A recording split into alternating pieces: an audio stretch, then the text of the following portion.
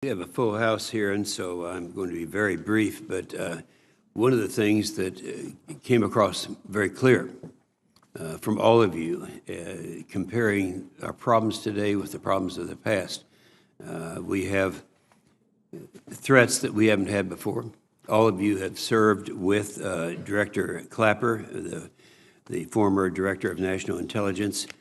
The quote that he has given us, and I'm sure you're aware of that, looking back over by now more than a half century of in intelligence, I've not experienced a time when we've been beset by more crises and threats around the globe.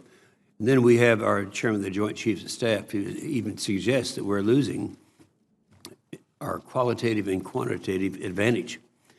So it is very frightening. So I'd just like to ask each one of you, and Secretary Armitage, you were very specific on the plan that the National Defense Strategy that came out from the President, and specifically the 2-3 strategy. Would anyone like to elaborate any more on their support or non-support of that strategy that just came out?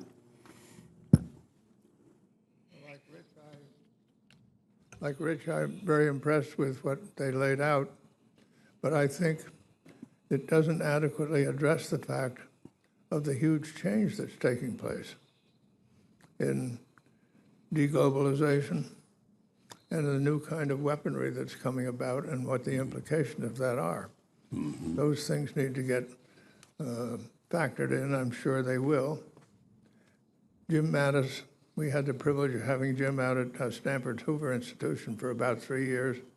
His office was around the corner from mine, so whenever I see his light on, I go sit down and start talking.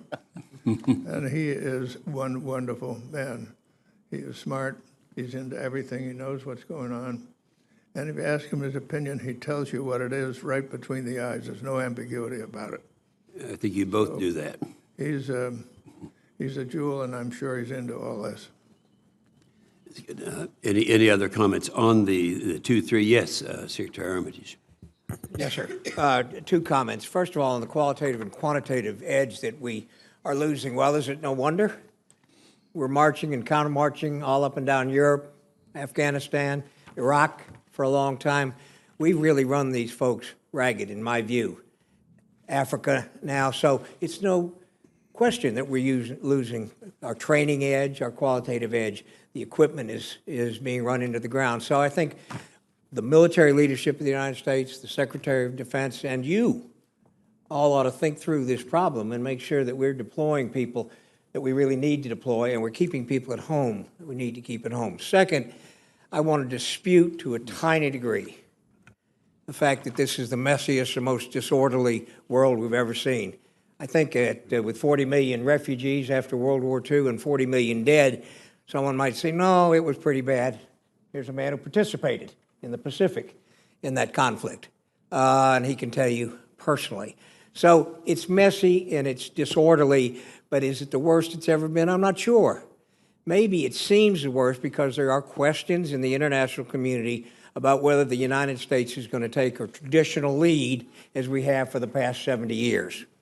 Thank you. Yeah, and while you have the floor, there's one brief answer to this on the nuclear strategy. We've had a hearing recently, and it's been obvious to everyone that, and you all three remember this, that China and Russia have been modernizing their nuclear arsenals while we've been sitting around not doing anything and on ours. And now we are, if you look at our triad, our nuclear triad, it's all three legs are aging. Do you have any comments to make on your recommendation as to what we should be doing right now? Any one of you? I am a great believer in the tremendous importance of getting rid of nuclear weapons. But I think the way to do that is, as long as there are nuclear weapons, the United States must have a robust, secure, and safe arsenal to use for deterrence and for a basis from which to negotiate down. And we really haven't been doing any modernization since you guys are at the helm. So that's the only point I wanted to make. Do you agree with that?